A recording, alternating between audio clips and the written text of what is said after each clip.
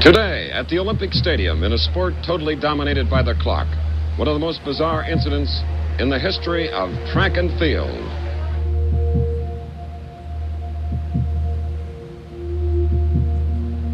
Meine Damen und Herren, in wenigen Minuten werden über 70 Fernseh- und Radiostationen aus aller Welt mit der Übertragung aus dem Münchner Olympiastadion beginnen.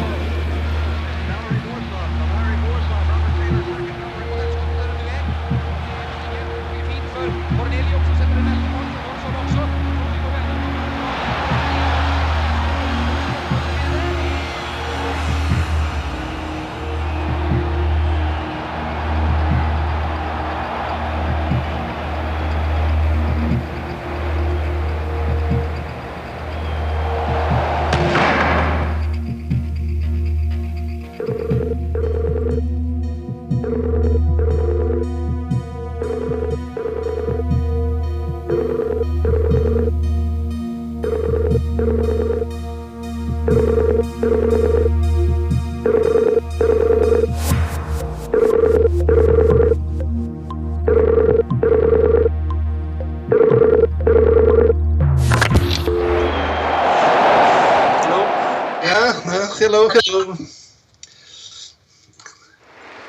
Мое имя Валерий Борзов. Первая мысль после финиша у меня победилась. Неужели это так просто? Выиграть 100 метров.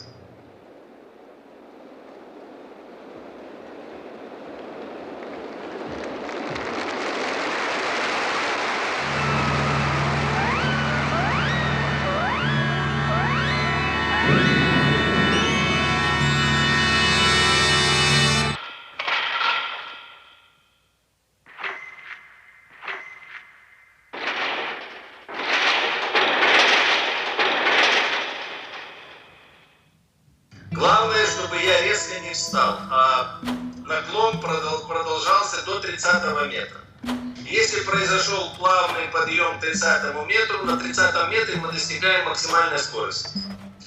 После этого надо эту скорость удержать до 70 метра. В это время справа и слева слышны стоны и различные звуки моих соперников. Создается впечатление, что все 8 человек поднимают груженый корабль. Причем у каждого свое музыкальное произведение. После 50 метра уже можно сориентироваться на каком-то месте. К 70 метру уже все вопросы решены. Когда я финишировал, я эмоционально поднял руки, хотя это не свойственно для меня. Это было, скажем так, эмоциональное состояние, эмоциональный жест победы. Этот жест победы стоил мне 1,5 секунды.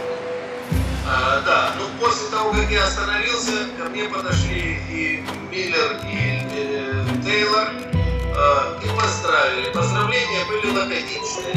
Скорее всего, что они были несколько удивлены. Потому что я нарушил гегемонию афроамериканских спринтеров на Олимпийских играх. Такой вопрос мне задали в пресс-конференции, который звучал так. Можете ли вы считать, господин Борзов, себя абсолютно самым быстрым человеком на земном шаре, если в финале отсутствовали двое американцев?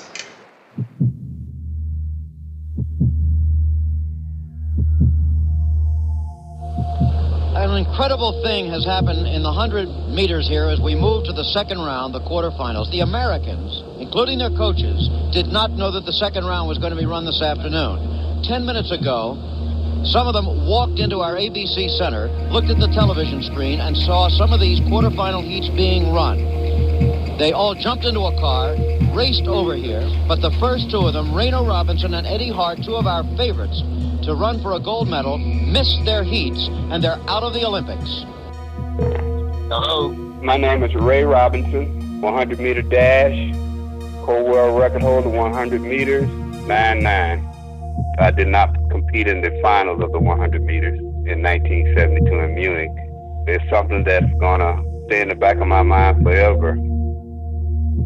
После разминки я, мой тренер Петровский,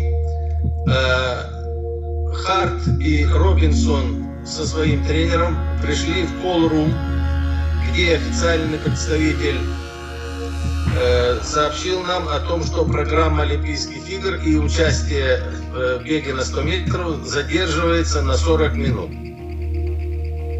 Я немножко заснул, но меня разбудил тренер и сказал, что на экране, на мониторе уже показывают четвертьфинал, где твоя дорожка пустая. Все-таки мне удалось прорваться, я выскочил на дорожку, и мне стартер показал 1 палец. Это означало, что до старта оставалась 1 минута. Unfortunately, the coach that we had, Stan Wright, had outdated schedule, and that's what caused the mishap. For a mistake to happen like that, I just don't put it on the coach itself, but you put it on the organization as a whole. Yeah, I watched the race. I think I could have won it. Yeah, I had ran 9.9 twice that year. You're looking at Renaud Robinson, 100-meter sprint star, a very great athlete, with tears in his eyes, who in the last 30 minutes has discovered that he's been declared out of the Olympic Games for failing to show up in time for his heat.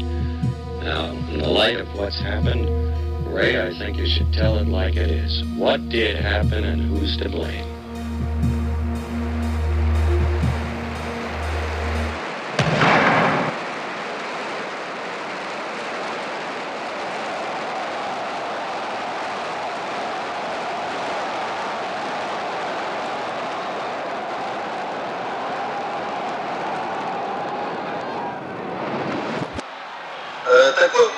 Такой вопрос мне задали в пресс-конференции, который звучал так.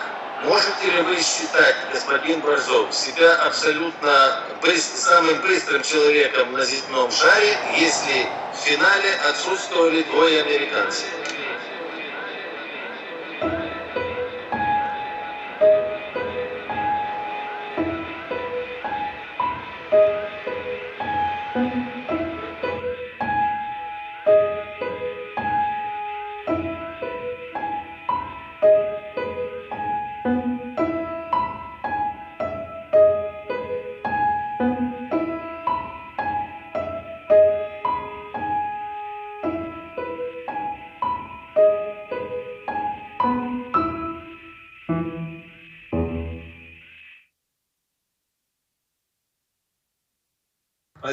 Спасибо, всего доброго. Bye-bye.